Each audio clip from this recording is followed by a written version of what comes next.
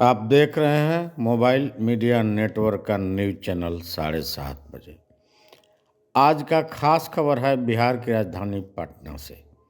बिहार विद्यापीठ पटना में justice democratic forum और बिहार विद्यापीठ के द्वारा जन दृष्टि पत्र का विमोचन किया गया एवं उपस्थित लोगों के साथ लोकतंत्र संवाद भी किया गया। लोकसभा चुनाव को ध्यान में रखते हुए इस जन घोषणा पत्र पर काफ़ी चर्चा हुआ।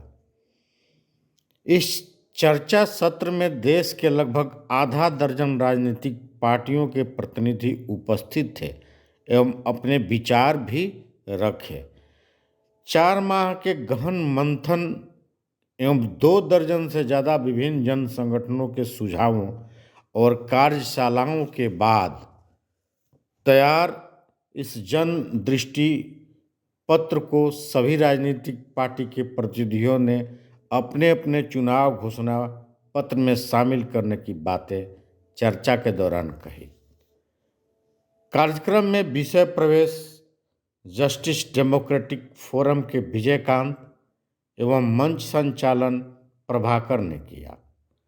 इस कार्यक्रम में संपूर्ण बिहार से आए लगभग 200 से ज़्यादा समाजकर्मियों ने अपनी उपस्थिति दर्ज ही नहीं की, बल्कि जन दृष्टि पत्र को काफ़ी सराहा एवं सभी राजनीतिक दलों से जोरदार समर्थन करने का अपील किया और यह भी कहा कि आप चुनाव को ध्यान में रखते हुए इस जन दृष्टि पत्र में जो भी मांग रखे गए हैं इसको अपने अपने चुनावी एजेंडा बनाएं और ज़्यादा से ज़्यादा लोगों के बीच अपनी प्रतिक्रियाओं को साझा करें।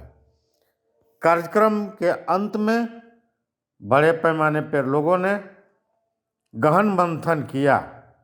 तो आइए हम लोग देखते हैं इस कार्यक्रम को कुछ झलकियों के रूप में। तो जो आइडिया ऑफ इंडिया और जिस नागरिक की कल्पना की गई, सिटीजन की कल्पना की गई, उसको लेकर के पॉलिटिकल पार्टी ने उस तरह से काम ही नहीं किया। और पॉलिटिकल पार्टी थोड़ी थोड़ी सुविधा देकर के, थोड़ा थोड़ा चीजें देकर के इस सत्ता को, या आज तक भारत की डेमोक्रेसी चलती रही है। या पर्यावरण कानून को खत्म करने की जो का प्रयास हुआ है वो चंदे के कारण हुआ है। 2013 के बाद, 2002 के बाद जितने भी कानून भारत में बने हैं वो कंपनियों के चंदे के कारण बने हैं। वो दिन जरूर आएगा जब देश की जनता जनमत संग्रह करेगी और इन सारे कानूनों को, जो चंदा आधारित कानून बने हैं, उनका पड़ताल करेगी और उसका बहिष्कार करने की मांग करेगी। पार्टिसिपेशन करने का, कि आपकी भागीदारिता हो, आपको उसमें हिस्सेदारी मिले, इसके 5 गारंटी हैं। गिनती करो जो पहला है, व्यापक सामाजिक, आर्थिक और जातिगत जनगणना, जिसको बार बार राहुल गांधी जी दोहरा रहे हैं। आरक्षण का हक,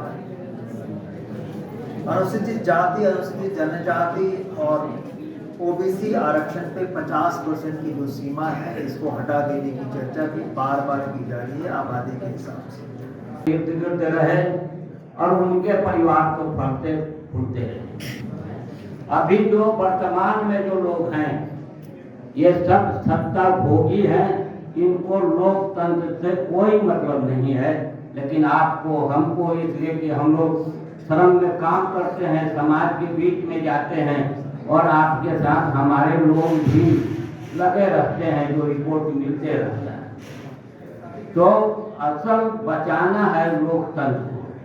बरगला दिया गया है, जातियों में बांट दिया गया है, हो सकता है ये सामूहिक तौर पर हो सकता है, लेकिन ये पूरी उम्मीद के साथ कि शहीद आजम भगत सिंह के सोए हुए शेर और बाबा साहब भीमराव अंबेडकर के समाज के सबसे अंतिम पायदान पर खड़े लोग, जिन्हें समाज को बदले बगैर उन्हें कुछ भी नहीं मिलना है, और स्वामी सहजानंद सरस्वती के महारुद्र के महातांडव के सेनानियों को मैं अपने तरफ से जय भीम, लाल सलाम करते हुए अपनी बात समाप्त। काम करना खाता हूं, साबुदाना नहीं खाता। आप देश को क्या देना चाहते हैं? और ये मीडिया क्या करवा रहे हैं? बातें बहुत गंभीर है। अब शेड्यूल कास्ट के आते हैं। बाबा साहब ने जो विभाजन किया, जनरल, SC, ST, OBC और माइनॉरिटी के लोग, हम भारत के लोग पत्र पढ़ता है। अगर पढ़ा होता तो आपको हम सब लोगों को जानकारी होती। मैं आपसे ही पूछना चाहता हूं, हमारे जो बुद्धिजीवी साथी लोग हैं, कि कितनी पार्टियों का घोषणा पत्र आप पढ़े? अब चुनाव आ रहा है, हम अपील करना चाहेंगे विजय प्रकाश जी से कि सभी पार्टियों का घोषणा पत्र मंगाइए और चुनाव के बाद उस पर चर्चा कीजिए। पहले से क्या मतलब?